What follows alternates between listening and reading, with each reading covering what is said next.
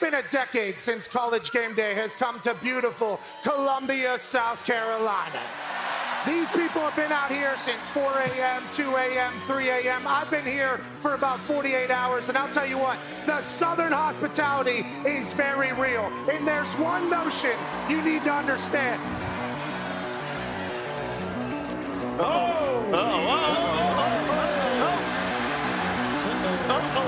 We love cocks here. We love cocks around here. This is Sir Big Spur, the cock of the walk around here. And if you say, game, game. Once they start fighting, they won't stop until they die. They won't walk away. They never do. They don't quit.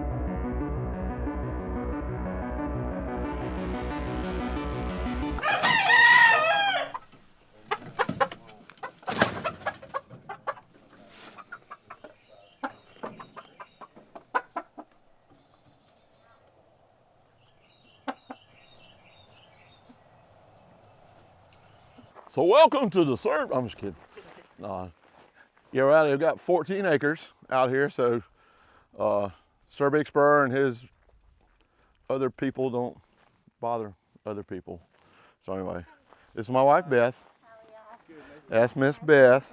I am Beth Clark, and I live in Edgefield, and I'm the handler for Sir Big Spur. I'm Van Clark, and I do what I'm told. You know, I was a band director, so I won state championships and all that. Beth was an art teacher, artist, and now they're the people who have the Gamecock. All right, so this is one of Sir Big Spur's sons, of course. All of them are.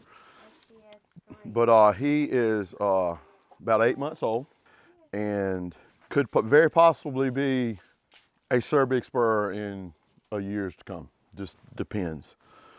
But he's a really, really good one. We give these other little nicknames. We have Specs, Trey, Cooper, and Junior. So 1, 2, 3, 4, and then Sir Big Spur's in this big coot right here. Yep.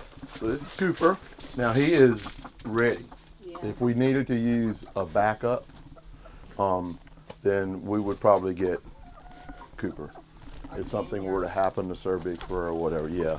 Cooper and Junior are usable right now and ready to go. So he's been the mascot for 4 years, and we've never had to use another bird. All of the Gamecocks that we do when we breed can't do what Sir Big Spur does. It has to be a certain temperament, certain characteristics, be able to handle chaos. So to find his sons that can be able to do that is a real process. And a lot of the birds that when we breed them, we can't use them. We have to rehome them to someone who needs a rooster for their hens. Probably about 20 roosters or so, yeah, that we've had to rehome to be able to have the other sons, the 4 sons that we have here at the farm. And I'm picky about where they go. No, Junior was so big he couldn't get out of the egg, so I had to help him out. And then when he came out, he couldn't walk because his little toes were curled under. So I had to make a little splint with Band-Aids and cardboard and straighten his toes out. And after a couple of days, he was fine. He was just too big to hatch.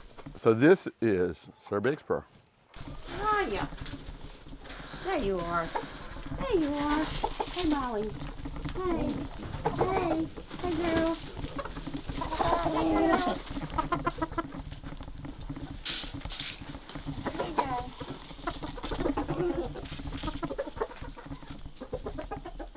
April 4th is his birthday. This is his 4th full year of being the mascot, and he's perfect. His temperament's perfect. He is the dominant rooster here on the farm. We keep him trimmed with a Dremel too. So these are his natural spurs, okay? So and they're sort of a cross between a bone and a fingernail, and we trim them back. Take a Dremel tool and trim them back because we have a tether that goes on here and stays there while we have him at games and stuff like that. So we can control him better, and then it keeps him safe and keeps other people safe too. When Sir Big Spur travels, we have to stay in a hotel or an Airbnb or something like that. So, and hotels and roosters in the morning don't really go together really well. So, we're aware of that. So my job is basically to wake up and get him outside of the hotel before he starts to crow in the morning. Well, this was our first trip to Missouri. So you lose 1 hour in travel, right? And then it was during the first week in November when the time changed. So clock went back again. And at that particular time, I thought that, okay, we'll just throw a blanket over him and, keep him dark or whatever, because he's not going to crow till the sun comes up or right before or whatever. It's not true. So at 3:30 in the morning, he starts crowing. Usually I'm up and got him out by 5:30, right? But no, he goes off, and I'm like, oh my gosh. So I get up, and he's sleeping in his pet carrier, and I get up and I grab him, and we're going out of the room, and I open the door, and the lady's right beside her head's sticking out the door, and she is smoking hot. I mean, as far as like mad, right? She didn't look good.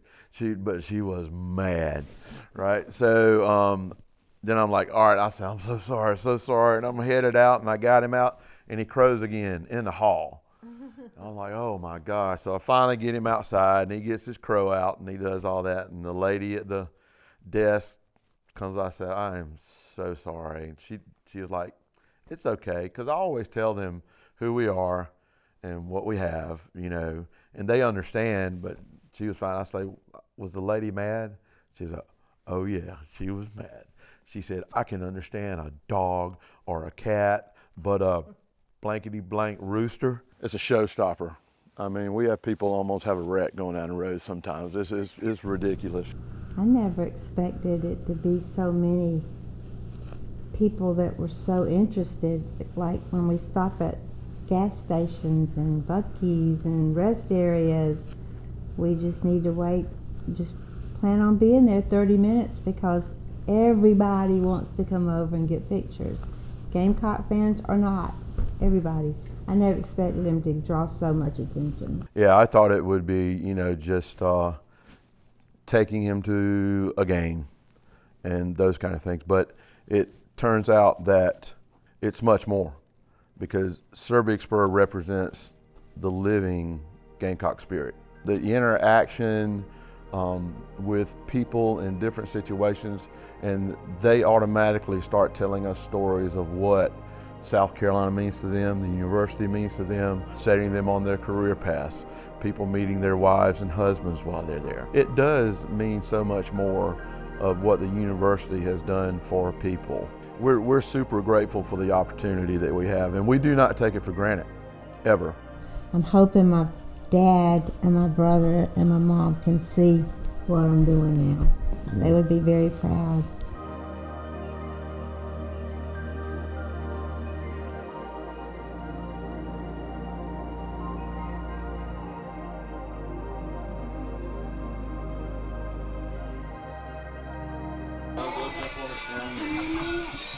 Oh, that's awesome.